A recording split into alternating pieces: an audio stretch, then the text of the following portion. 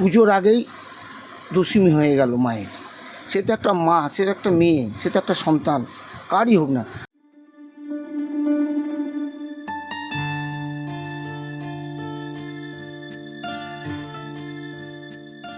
অপেক্ষার আর 1 মাস, শুরু হয়েছে পুজোর কাউন্টডাউন। কুমোরটুলিতে প্রস্তুতি এখন তুঙ্গে। কাঠামোর ওপর খড় বাঁধা শেষ হয়েছে আগেই, খড়ের ওপর মাটি লেপাও শেষ। চলছে এখন ঠাকুর গড়ার কাজ। পুজোর আগে কুমোরটুলির ঠাকুর তৈরির এই প্রস্তুতিটা নিয়ে ব্লগার থেকে ফটোগ্রাফারদের। তবে এখন আরজিকর কাণ্ড ঘিরে উত্তাল রাজ্য। এতেই কি বদলেছে সেই পুরনো ছবি? কি বলছে কুমোরটুলি?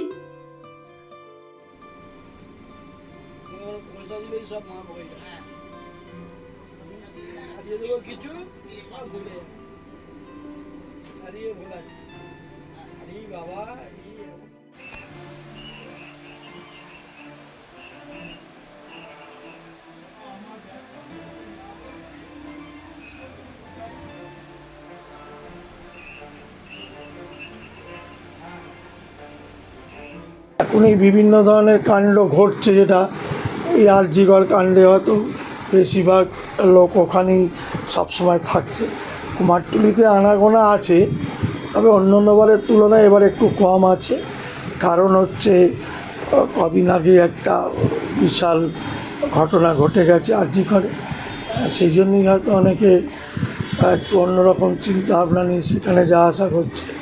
পুজোর যে ইমেজ, সেটা কিছুটা হলেও এই আরজিকর কাণ্ডের জন্য আমাদের কাজ থেমে নেই, কিন্তু প্রচার যেটা হয় সেটা একটু কম আছে।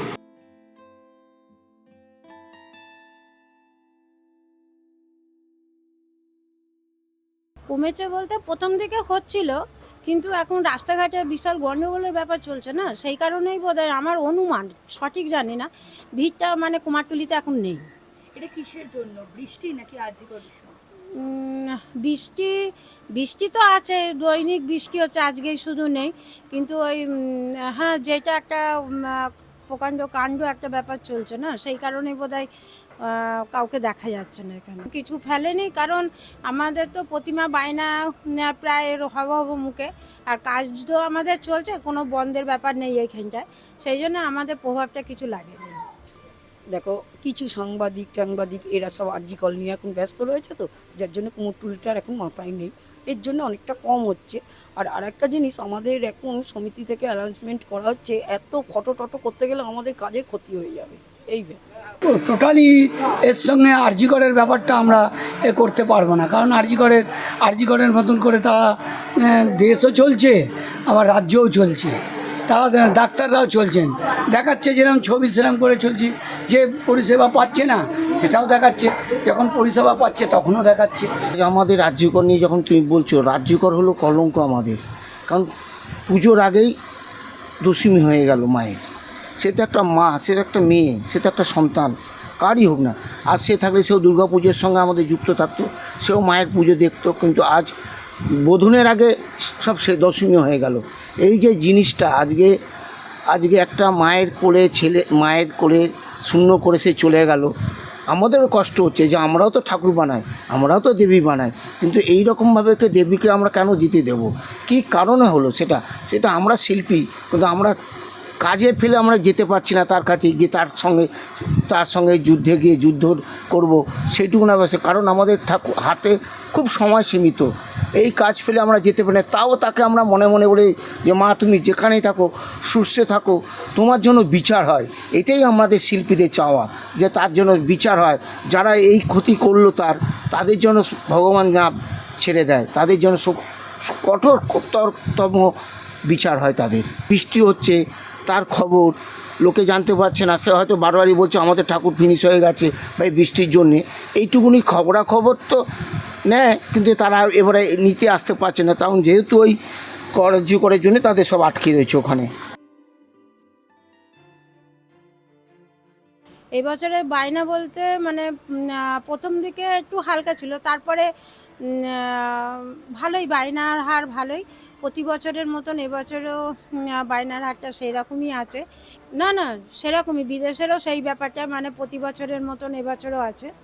আর কলকাতার আশেপাশেও মানে প্রতিমা যেগুলো যেত না, যেমনি মেদিনীপুর যা বা একটু সাইডের কলকাতার মধ্যে, সেগুলো এবার এগিয়ে এসছে, মানে কুমারটুলির থেকে ঠাকুর নেবার জন্য। না, বায়না আমাদের যেরকম থাকে ঠিক আছে, আমাদের বায়না আমরা অর্ডারই কাজ করি, আর অর্ডার ছাড়া আমি কাজ করি না। আমার যেটুকু অর্ডারের প্রয়োজন ছিল আমরা পেয়েছি।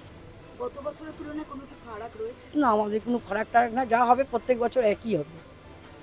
বিদেশ থেকে কিরকম বায়না আসছে? হ্যাঁ দেখো, বিদেশ থেকে, বিদেশের কথাটা যদি বলো, আমরা বিদেশের ঠাকুর এর আগের মাসে সব ডেলিভারি দিয়ে দিয়েছি। একটা ইউক্রেন গেল, আর একটা কোথায় গেল যেটা জিজ্ঞেস করতো জায়গাটার নাম, এই যে এইটা গেল, কালকেরটা কোথায় গেল, জার্মান গেছে, তারপর একটা ইউএসএ গেছে, একটা দিল্লিতে গেল, হ্যাঁ একটা বোম্বেতে গেছে, তারপরে একটা গেছে ইটালি গেছে, এরকম ঠাকুর সব বেরিয়ে গেছে আমাদের। রাজ্যের তরফ থেকেও, মানে আমাদের কলকাতার ক্ষেত্রে বা রাজ্যের ক্ষেত্রে অন্যান্য রাজ্য থেকেও তো অনেক বায়না আসে, কিরকম আসছে? হ্যাঁ, এবার মানে মোটামুটি ধরো আমি তো এরকম একটা এইটা 50টা নিয়ে নিয়েছি। আমাদের যে বাইরের অর্ডার ছিল সেটা তো আমরা এখনো দিতে পেরেছি, কিন্তু এই মুহূর্তে যদি আবার বাইরের অর্ডার আসে সেটা আমরা হট করে এখন নিতে পারবো না, এতটা রিস্ক। কারণ যাদের যা অর্ডার আছে তাদের তো দিতে হবে। পুজোর এই কটা দিনের দিকে তাকিয়ে থাকেন বহু মানুষ। তাই আরজি করের শাস্তি যেমন চাইছেন মৃৎশিল্পীরা, ঠিক তেমনই চাইছেন এই মানুষগুলোর রোজগারের পথে যেন কোনো বাধা না আসে। এটা নারী নির্যাতন যেটা হয়েছে এটা একদমই ভালো হয়নি। এটা আমরা যতই কাজ করি যা করি আমাদের মনটা ওদিকে টানছে। প্রত্যেকের একটা আশঙ্কা যে আসল দোষী ধরা পড়ুক, সাজা পাক, তারপরে তো মানুষের মনে একটা পরিবর্তন হবে। তবে পুজো উৎসবের সঙ্গে এটার তুলনা না করাই ভালো, কেন পুজোতে বহু মানুষ জড়িয়ে থাকে। এটা একটা বাঙালির মানে ফেস্টিভ্যাল। এখানে গরিব মানুষের সংখ্যাটা বেশি, যারা এই পুজোরকে কেন্দ্র করে তাদের রুজি রোজগার, সে জামা কাপড় শিল্পই হোক বা একটা ফুচকাওয়ালাই হোক, একটা আর মানে দোকান যারা দেয়, মেলা যেগুলো হয়, তারা তো একটা পুজোকে আশা করে থাকে। এটা ব্যবসায়িক ঘাটতি হতে পারে, সেই জন্য পুজোর জায়গায় থাকবে আমরা আশা রাখি। কিন্তু উপযুক্ত শাস্তি যারা পাওয়ার, দোষী সাব্যস্তরে নিশ্চয়ই পাবে। পুজোর সঙ্গে একসঙ্গে করাটা আমার মনে হয় না ঠিক, কেন মানুষের রুজি রোজগারটাও তো দেখতে হবে। কেন প্রচুর গরিব মানুষ ইনভলভ হয়ে থাকে, যারা ঠাকুর বয়, গ্রামগঞ্জ থেকে আসে, যে প্যান্ডেল হচ্ছে, প্যান্ডেলে বহু লোক কাজ করে। এই 3 মাস 4 মাস তারা যে রোজগারটা করে, তাদের তো কিছুটা সুবিধে অসুবিধে সেগুলো চালনা করতে পারে, তাদের সংসার চালাতে পারে। নতুন জামা কাপড় কিনে দিতে গেলে তো পয়সা দরকার, সেই রোজগারটা যাতে বন্ধ না হয় আমরা এটাই আশা রাখি। পুজোর জায়গায় আছে। আর আর্যিকর কাণ্ড, সেখানে সিবিআই তদন্ত করছে, আরও যারা তদন্ত, তারা দোষীদের সাজা দিক, এটা আমরা আশা রাখি।